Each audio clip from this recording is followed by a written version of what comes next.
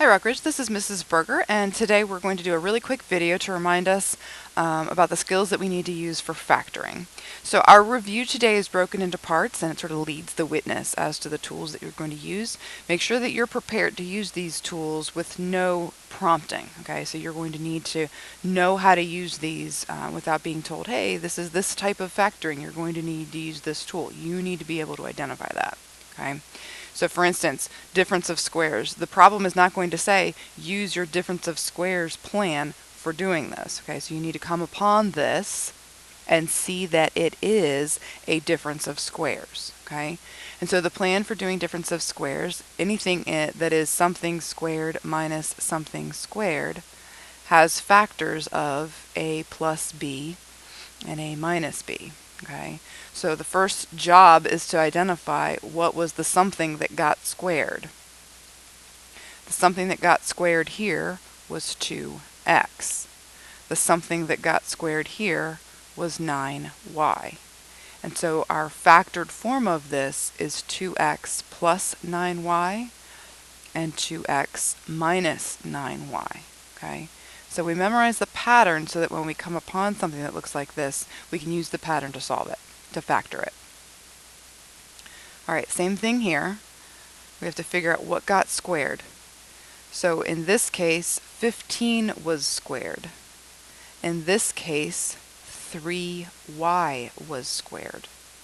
So the factored form of this is 15 plus 3y and 15 minus 3y. That's the factored form. All right, perfect square trinomials. You can either memorize the look of these things, or you can use your foci. So if you would like to memorize this, you can, if you see that this number squared, so whatever got squared to make this number, so if this is 3 squared, if you take this and double it, is it that? 3 doubled is 6, and therefore we have a perfect square trinomial. So this must be x plus 3 times x plus 3, or x plus 3 squared. Okay, so this is a special case of a trinomial. If you don't like memorizing things, you don't have to, right? You can definitely think, all right, what multiplies to 9 and adds to 6?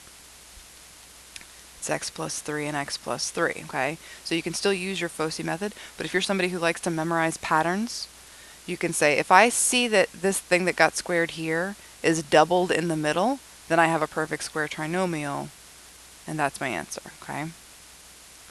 Now, similarly, it can get a little more complicated, right? So you've got something perfectly squared here of 5x and something perfectly squared here of 6. Is this that thing doubled? It is, right? 5 times 30, I'm sorry, 5 times 6 is 30, 30x, and 30x doubled is 60x, okay? So once again, we have a perfect square trinomial going on. So instead of having a 1 out front here, we have a 25 out here. So we have a perfect square trinomial again. If that doesn't work for you, you can still do your foci method, factors of 25 times 36, that multiplies to negative 60, okay? But if you like to memorize things, anything that multiplies, anything that got squared to here and squared to here, multiply them together, and if it was doubled to put in here, then you can trust that 5 minus 6 squared is your two factors.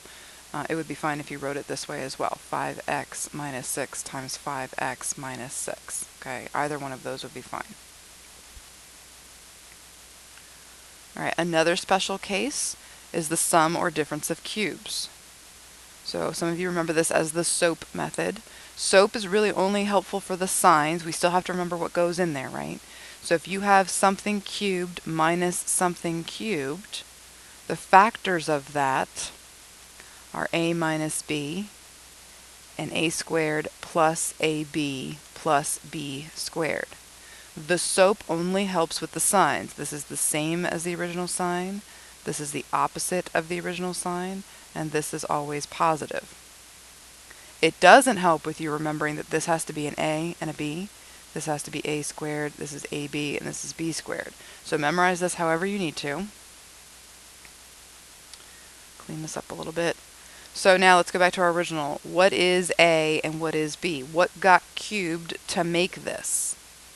2x was cubed to make this. What got cubed to make this? 3 was cubed to make this. So now that we know what our A and B are, we use the template to fill it in. So the first thing is A minus B. So the first factor is 2x minus 3 for this problem. The next one is A squared, the whole thing, this whole thing squared. So 2x squared, that's 4x squared. You have to square the 2 as well. Then the middle term is A times B. So 2x times 3, that's 6x, and we stick a plus in between. And then the last thing is the last thing squared. Please don't just leave this as 3 squared. You know what 3 squared is. It's 9. Okay? So this is the factored form of number 5. Number 6 is similar, but it's not a difference of cubes, it's a sum of cubes. It's a very similar set of steps, very similar template. A and B is in the first factor, but instead it's a plus sign in between. A squared, AB, and B squared are in the second factor, but instead it's a negative here and a positive here. Same sign, opposite sign, always positive. But we have to remember the A and the B for the first factor, and the A squared, AB, B squared for the second factor. Let's identify what A and B were. Oops. What got cubed to make this?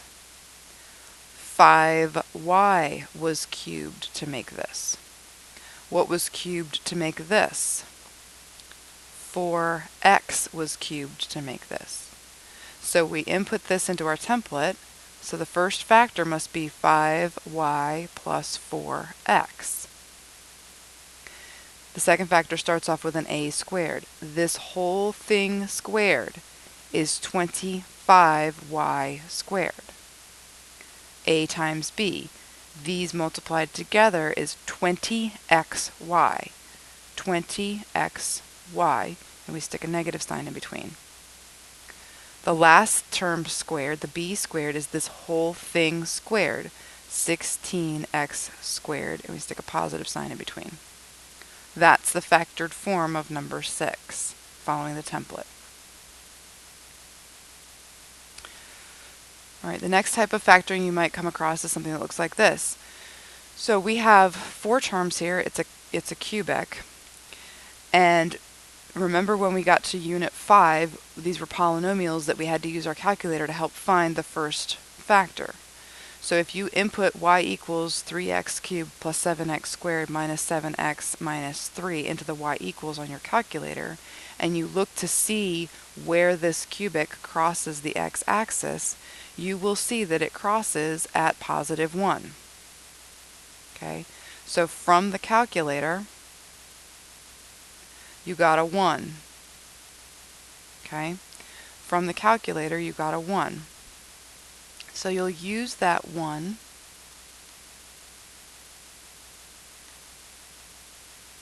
here and synthetically divide it out of the original.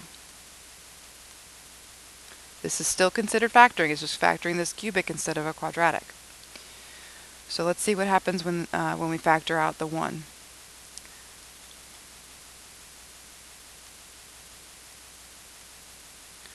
Once you factor out this first 0, you're left with 3x squared plus 10x plus 3.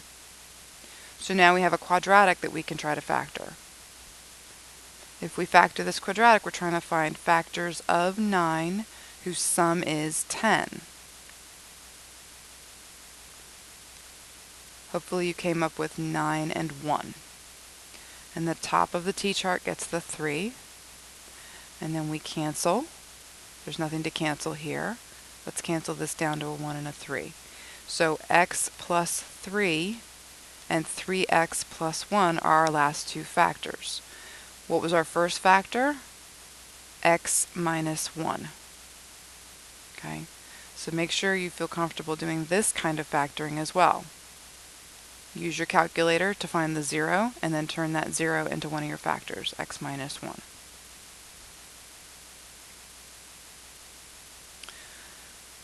Go ahead and jot those down. I need to clear the screen to make room. So number 8, remember, whenever we come across factoring, we should always look for a GCF first. Up until this point in today's practice, there wasn't a GCF. But in this case here, we do in fact have a GCF. The greatest common factor of both the numbers and the letters of each of these terms is 3x.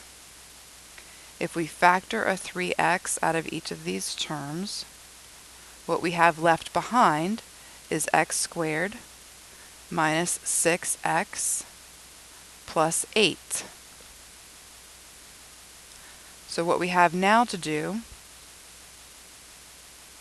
is see if we can factor anything remaining here. Is there anything that multiplies to 8 and adds to negative 6? There is. Negative 2 times negative 4 will get us 8. Negative 2 plus negative 4 will get us negative 6. And don't forget that we originally factored a 3x out from the start. So these are the three factors for this cubic. To remind you how to do grouping, if you come across 4 terms and you see commonality in each of the groups of 2, group them into 2 and pull out the greatest common factor for each group.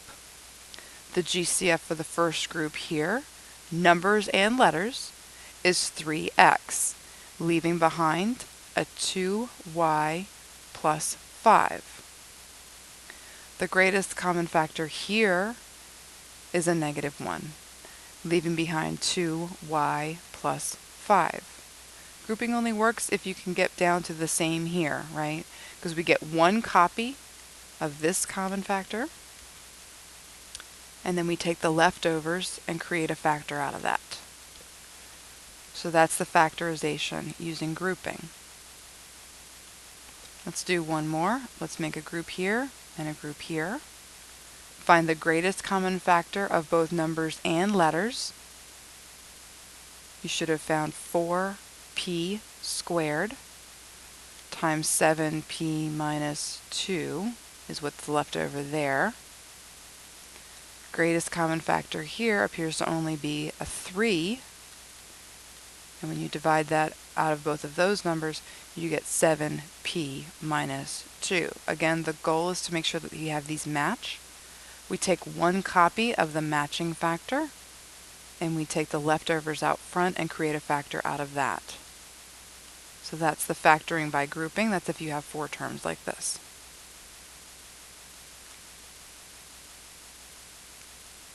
The last little set of practice problems that we have for you. If you have a number, so solving by factoring. So solving means I need to have an x equals at the end of this, not factors. We'll start out by getting our factors, but we'll end up with x equals something at the end.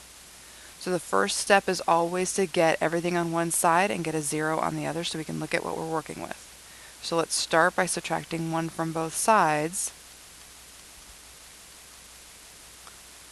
And then it says we can solve by factoring, so let's see what we can do. Is there anything that multiplies to negative 2 and adds to negative 1? Factors of negative 2 whose sum is negative 1. Well, it's got to be some version of 2 and 1, right? Let's think about what negatives and positives need to go where. It needs to be a negative 2 and a positive 1 for that to happen. We're not finished. We have factored, but we have not solved. Remember, to solve, we take each factor and set it equal to 0. Take each factor and set it equal to 0 and solve for x. So we should have x equals 2 and x equal negative 1 as our 2 solutions to this quadratic. Similar set of steps on number 12. Get everything over on the left. So add x to both sides and subtract 5 from both sides. So 5x squared plus x, because we had plus x over here and minus 5 over here. So plus x, and then 5 minus 5 is 0. You can either write the plus 0 or not. So that's what we have here. Now we've got two terms and there's a GCF here. Okay, there's a GCF here. So to factor this, we'll take that GCF out. Remember, we're told to solve by factoring, not by quadratic formula. So let's pull the greatest common factor out. A lot of folks have a hard time with this because they forget when they're pulling that GCF of x out, that means divide this by x and divide this by x. Most people are fine with dividing this by x and getting 5x. But when they divide x over x, oftentimes they forget that x over x is 1. Okay, so make sure you're clear with that. Now, I have two factors, just like I did over here, equal to 0. So I set each one of them equal to 0 and solve. There's nothing to solve here. This one's done. We subtract 1 from both sides and divide by 5, and now this one's done. So you have two answers again for this quadratic. Okay?